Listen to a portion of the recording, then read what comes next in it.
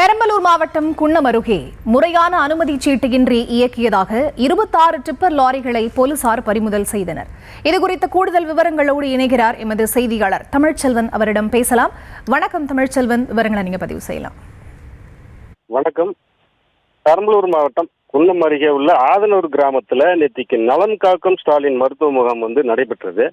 இதனை ஆய்வு செய்வதற்காக மாவட்ட ஆட்சியர் பெரம்பலூர்ல இருந்து அரியலூர் சாலை வழியா வராங்க. அப்போ வரும்போது ஒதியம் பிரிவு பாதை அருகே 2 டிப்பர் லாரி ஜல்லி கற்களை ஏற்றி கொண்டு அதிவேகமாக சென்றது. இதனை தொடர்ந்து மாவட்ட ஆட்சியர் உடனே அந்த 2 வாகனத்தையும் மறித்து சோதனையிடுறாங்க. அது சோதனையிடும் போது முறையான அனுமதி சீட்டு இல்லை அப்படிங்கிறது தெரிய வருது. இதனை தொடர்ந்து குன்னம் வட்டாட்சியர், பெரம்பலூர் மாவட்ட வருவாய் கோட்டாட்சியர் ஆகிட்டு 2 பேர்த்திட்டையும் தகவல் சொல்லி உடனே இந்த பகுதியில் இந்த வழியாக செல்லக்கூடிய அனைத்து வாகனங்களையும் சோதனை செய்யுமாறு உத்தரவிடுறாங்க. இந்த உத்தரவின் பேரில் சோதனையை மேற்கொள்றாங்க. அப்படி மேற்கொள்ளும் போது 26 வாகனங்கள் முறையான டிரான்சிட் பாஸ் அப்படிங்கிற முறையான ஆவணம் இல்லாததுனால அவங்க இந்த 26 வாகனங்களையும் பறிமுதல் செய்து குன்னம் போலீசார்ட்ட ஒப்படைக்கிறாங்க.